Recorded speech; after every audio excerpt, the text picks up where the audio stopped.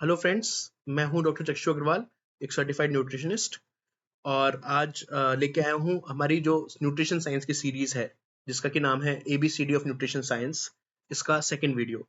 अगर फ्रेंड्स आपने first video नहीं देखा है, अगर आज आज पहली बार आप जुड़ रहे हैं इस वीडियो में पहली बार, तो आप टॉप राइट कॉर्नर में अपने देख लीजिए, वहां पे मैं एक अटैच कर दे रहा हूँ लिंक, जिससे कि फर्स्ट वीडियो भी आप देख पाए।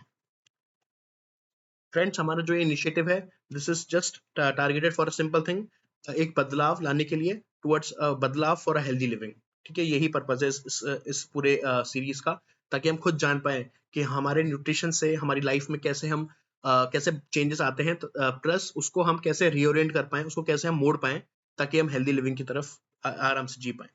व्हाट्सएप पर इसका ग्रुप बनाया हुआ है, जिसपे कि मेरे पास पिछले वीडियो के बाद कई लोगों के मैसेजेस भी आए कि इसमें ग्रुप में ऐड होने के लिए, बिकॉज इस ग्रुप में वो लोग आप हम लोग आराम से अपनी पिक्स शेयर करते हैं, ब्रेकफास्ट लंच डिनर की। उसके अलावा उसमें एडवाइस मिलती है, मेरे अलावा और भी सर्टिफाइड न्यूट्रिशनिस्ट की, और उस हिसाब से क्यूरेटेड एडवाइस से आप अपनी जो लाइफस्टाइल, अपनी जो डाइटरी जो प्लान्स है, उसको आप ऑल्टर कर सकते हैं, ताकि एक हेल्दी लिविंग की तरह हम बढ़ पाएं। तो आप व्हाट्सएप जो ग्रुप है, इसका जो लिंक, इसका जो नंबर है, वो नीचे डिस्क्रिप्शन बॉक्स में मिल जाएगा। आप चाहें तो उस पर कर सकते हैं टेक्स्ट। इंस्टाग्राम पे भी हमने एक पेज बनाया हुआ है, जिसका कि नाम है एट बदलाव फॉर हेल्दी लिविंग, जिसमें कि हम टाइम टू टाइम छोटी छोटी टिप्स या छोटे छोटे रील्स शेयर करते रहते हैं, ताकि कंटिन्यूस एनकरेजमेंट और मोटिवेशन मिल पाए लोगों को फॉर अ बदलाव टुवर्ड्स अ हेल्दी लिविंग।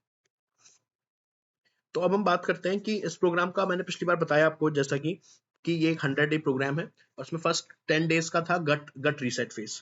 अब फ्रेंड्स, एक एक कॉमन मिथ है लोगों को, और इसलिए मैं क्लियर करना चाहूंगा कि ये प्रोग्राम वेट लॉस पर फोकस नहीं करता।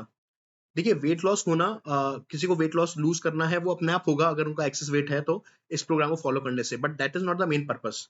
इस प्रोग्राम का मेन फोकस जो है वो है मेटाबॉलिक हेल्थ का इंप्रूव होना। राइट, मेटाबॉलिक हेल्थ का क्या मतलब है, वो हम आज जानेंगे। तो फ्रेंड्स, गुड मेटाबॉलिक हेल्थ के कुछ क्राइटेरिया हैं, जो कि मैं आपके सामने आपके साथ शेयर कर रहा हूँ।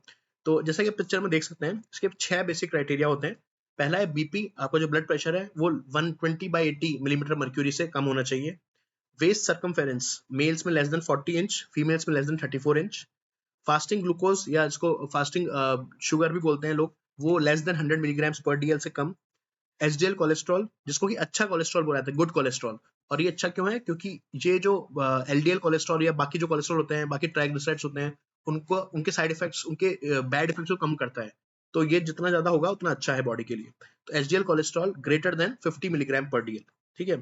पांचवा है ट्राइग्लिसराइड्स, जो कि हमारे एक बहुत ही जो हार्ट अटैक होता है या मायोकार्डियल इन्फार्क्शन इसको बोलते हैं, उसके उसके कॉजल में एक बहुत इंपॉर्टेंट रिस्क फैक्टर है हाई ट्राइग्लिसराइड्स। तो ट्राइग्लिसराइड्स हमेशा हमारा less than 150 milligram per dL होनी चाहिए, to eliminate the one of the very very major risk factors heart disease के, हार्ट अटैक के लिए। ठीक है।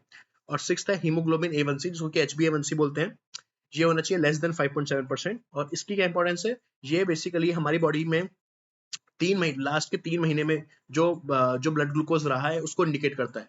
तो अगर ये आप HbA1c आपका नॉर्मल है, यानी कि लेस देन 5.7% है, तो आप ये अश्योर रहिए कि आपकी बॉडी ढंग से प्रोसेस कर रही है चीजों को, और उसके सारे मेटाबॉलिक फंक्शंस नॉर्मल है।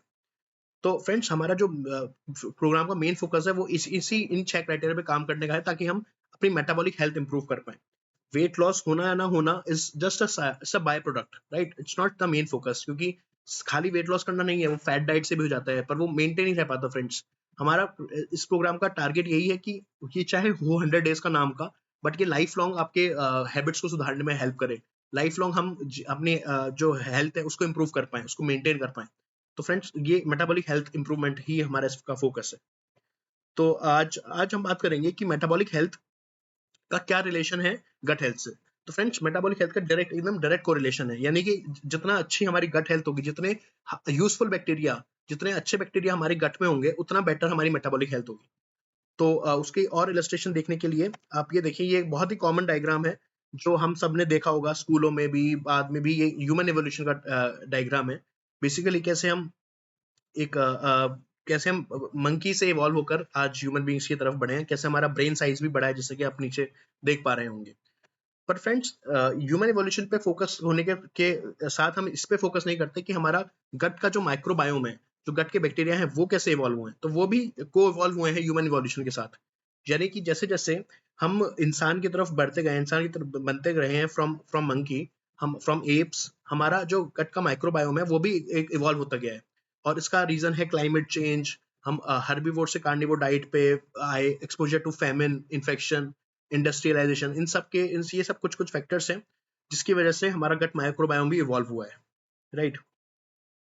तो अब ये गट माइक्रोबायोम इवॉल्व होने के साथ अब प्रॉब्लम क्या है, अब एक नया रिवर्स जिसको बोल सकते हैं रिवर्स इवोल्यूशन हो रहा है, जो कि डेंजरस है हम लोगों के लिए। वो ये है कि जो हम लोग वेस्टर्न डाइट अडॉप्ट कर रहे हैं, जैसे कि कुछ भी पैकेज्ड फूड या trans fat rich food, sodium rich food, उसकी वजह से हमारा जो गट माइक्रोबायोम है वो फिर हार्मफुल बैक्टीरिया की तरफ बढ़ता जा रहा है। तो इससे का जो सोल्यूशन है वो है फाइबर रिच फूड, राइट? अब कौन सा फूड है रिच इन फाइबर, ये एक बड़ा क्वेश्चन आता है कि ठीक है, फाइबर रिच फूड से हमारा जो गट माइक्रोबायोम है वो इंप्रूव हो जाएगा, यूजफुल बैक्टीरिया बढ़ जाएंगे, हार्मफुल बैक्टीरिया कम हो जाएंगे, जो कि हमने पिछली बार देखा था क्यों क्यों जरूरी है। बट ऐसे कौन से फूड हैं जो कि फाइबर रिच फूड हैं, जो कि हमें हेल्प करें इस स्टेट तक पहुंचने के लिए? तो फ्रेंड्स, इसमें मैं लेना चाहूंगा एक प्रोमिनेंट डिबेट को, जो कि है कि एनिमल बेस्ड फूड खाएं कि प्लांट बेस्ड फूड खाएं। तो फ्रेंड्स, जैसे कि आप देख पा रहे हैं, मतलब एनिमल बेस्ड फूड में सारा आ गया आपका, सिर्फ ये नॉन ये मीट ही नहीं बल्कि फिश भी हो गया, एग भी हो गया, डेयरी प्रोडक्ट्स, ये सब एनिमल बेस्ड फूड होते हैं। और प्लांट बेस्ड फूड जो कि हमें प्लांट से मिलते हैं। तो अब इनका कंपैरिजन अगर हम बात करें, तो प्लांट बेस्ड डाइट हमेशा प्रेफरेबल है for a healthy gut microbiome, for a healthy gut microbiota. और उसका सिंपल रीजंस ये दे रखे हैं इसमें, मैं बताता हूँ, उसको आपको समझाता हूँ। प्लांट बेस्ड डाइट में कोलेस्ट्रॉल नहीं या एकदम मिनिमल होता है, नहीं के बराबर होता है, जो कि एकदम अपोजिट है एनिमल बेस्ड डाइट से। तो आप सीधे सीधे कोलेस्ट्रॉल अपने जो हाई कोलेस्ट्रॉल है उसकी रिस्क एकदम कम कर देते हैं अगर आप प्लांट बेस्ड डाइट लेते हैं तो। फिर इसमें हाई डाइटरी फाइबर है, जैसा कि हमने देखा, जो कि बहुत बहुत जरूरी है for a healthy gut microbiota. एक अपने गट हेल्थ को रोबस्ट करने के लिए, अपनी मेटाबॉलिक हेल्थ को एकदम मजबूत करने के लिए हमें चाहिए हाई डाइट फाइबर फूड, और वो होते हैं प्लांट बेस्ड डाइट। वो नेचुरली रिच होती है फाइबर में, which is opposite to the animal based diet, जो कि लो डाइटरी फाइबर की तरफ उनका होता है झुकाव। फिर बात करेंगे फैट कंटेंट की। तो जो सैचुरेटेड फैट है, जो कि हार्मफुल फैट माना जाता है, वो लो होता है प्लांट बेस्ड डाइट में, ठीक है? फिर मिनरल्स एंड विटामिन भी हाई होते हैं प्लांट बेस्ड डाइट में, राइट? जो कि एनिमल्स में भी मिनरल्स तो हाई होते हैं, तो वहां पे कोई दिक्कत नहीं है। और एंटीऑक्सीडेंट्स, जो कि एक बहुत बड़ा फैक्टर है फ्रेंड्स, स्पेशली आप देख रहे होंगे आजकल increasing incidences of cancer, India में कैंसर बहुत ज्यादा बढ़ता जा रहा है। तो उसका एक मेन रीजन होता है ऑक्सीडेटिव ऑक्सीडेटिव स्ट्रेस, जो कि बहुत सारे फैक्टर्स की वजह से होता है, जिसमें कि एक डाइट बहुत बड़ा फैक्टर है, हमारी जो अनहेल्दी डाइट है, पोल्यूशन होता है, ये सब फ्री रेडिकल्स होते हैं, मतलब बहुत सारे फैक्टर्स हैं। बट ये सब ऑक्सीडेटिव स्ट्रेस कराते हैं बॉडी में, जिसकी वजह से कैंसर बढ़ रहा है। और जो प्लांट बेस्ड डाइटिंग का सबसे बड़ा एडवांटेज है कि ये एंटीऑक्सीडेंट्स में हाई होते हैं, तो इसकी वजह से जो ये ऑक्सीडेटिव स्ट्रेस को काउंटर करेंगे और कैंसर की रिस्क बहुत कम या जीरो के बराबर कर देते हैं पॉपुलेशन में। तो इसलिए plant based diet is always should always be preferred over animal based diet, और यही फोकस था हमारा गट रीसेट फेज में। मैंने आपने देखा, जैसे आपने देखा होगा, मैंने कहा था शुरू के 10 दिन सिर्फ गट रीसेट पर ध्यान दीजिए, सिर्फ प्लांट बेस्ड फूड खाइए। उसका सिंपल रीजन ये है कि इसमें high dietary fibre, no cholesterol और साथ साथ हाई एंटीऑक्सीडेंट्स का कॉम्बिनेशन है, जो कि हमारी बॉडी के लिए एकदम एप्ट है और मेटाबॉलिक हेल्थ के लिए बहुत अच्छा है। और इसका इम्पैक्ट और समझाने के लिए आप इसको देख सकते हैं। इसमें देखिए एनिमल बेस्ड डाइट से जो रेड एरो है, राइट? तो ये रेड एरो फिजियोलॉजिकली क्या करता है हमारे गट में, ये अपॉर्चुनिस्टिक बैक्टीरिया को बढ़ा देता है। अपॉर्चुनिस्टिक बैक्टीरिया कौन से होते हैं? ये वो बैक्टीरिया होते हैं कि वैसे तो ये बॉडी को हार्म नहीं कर सकते, बिकॉज ये बैक्टीरिया वीक होते हैं, हमारी बॉडी का इम्यून सिस्टम स्ट्रांग होता है। बट जैसे ही हमारी बॉडी वीक हुई किसी भी रीजन से, फीवर आना, ये जिन लोगों को डायबिटीज है, जिन लोगों को ऑलरेडी कैंसर है, HIV है, एड्स है, उन सब की इम्यूनिटी लो हो जाती है। तो उन केसेस में ये अपॉर्चुनिस्टिक बैक्टीरिया अपॉर्चुनिटी को यूज करते हैं, यानी कि मौके को फायदा उठाकर बॉडी को अटैक करते हैं, और उसकी वजह से इन्फेक्शन हो जाता है, और डेडली इन्फेक्शन होते हैं फ्रेंड्स। तो इसलिए तो अब एनिमल बेस्ड डाइट्स आप देखिए नेचुरली अपॉर्चुनिस्टिक बैक्टीरिया को बढ़ा रहे हैं। तो आप देखिए सीधे सीधे हमारी बॉडी पे डिजीज का एक कारण है animal based diets, right? LPS बढ़ा रहे हैं, यानी कि अगेन इन्फ्लामेटरी चीजें बढ़ा रहे हैं, लाइपोपॉलीसेकेराइड बढ़ा रहे हैं, और बेनिफिशियल बैक्टीरिया को कम कर रहे हैं, और शॉर्ट चेन फैटी एसिड्स को भी कम कर रहे हैं। इसका जस्ट ऑपोजिट है आपका प्लांट बेस्ड डाइट, जो कि ग्रीन एरो है। इसमें देखिए अपॉर्चुनिस्टिक बैक्टीरिया कम हो रहे हैं, LPS कम हो रहा है, यानी कि इन्फ्लामेशन कम हो रहा है, और बेनिफिशियल बैक्टीरिया बढ़ रहे हैं।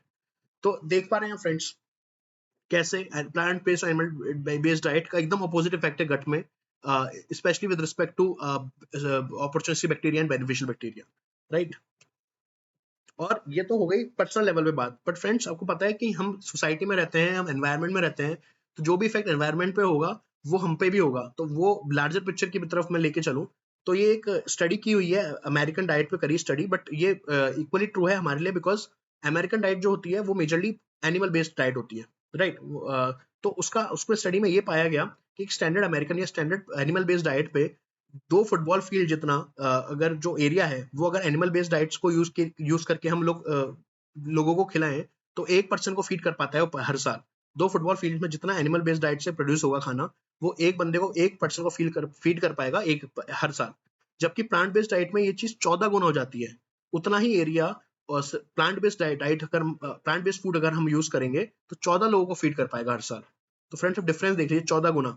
और ये डिफरेंस और बड़ा हो जाता है जब हम देखेंगे इसका मल्टीप्लायर इफेक्ट। जब हम पूरे अगर हर कोई दुनिया में सिर्फ प्लांट बेस्ड डाइट पे आ जाए, तो 5 बिलियन 5 अरब फुटबॉल फील्ड जितना जो लैंड एरिया है वो वापस फॉरेस्ट की तरफ चल जाएगा। और आपको पता ही है फॉरेस्ट का, फ्रेंड्स, फॉरेस्ट ज्यादा होंगे तो हमारा जो ग्रीन हाउस इफेक्ट है वो कम हो जाएगा। तो हमारे जो क्लाइमेट चेंज है, जो फ्लड आ रहे हैं, साइक्लोन आ रहे हैं, जितना अनप्रेडिक्टेबल हो गया है हमारा वेदर, मौसम, वो सब चीज सब सुधर जाएगा। तो फ्रेंड्स, उसका कितना बड़ा इफेक्ट है आप जस्ट इमेजिन करके देखिए।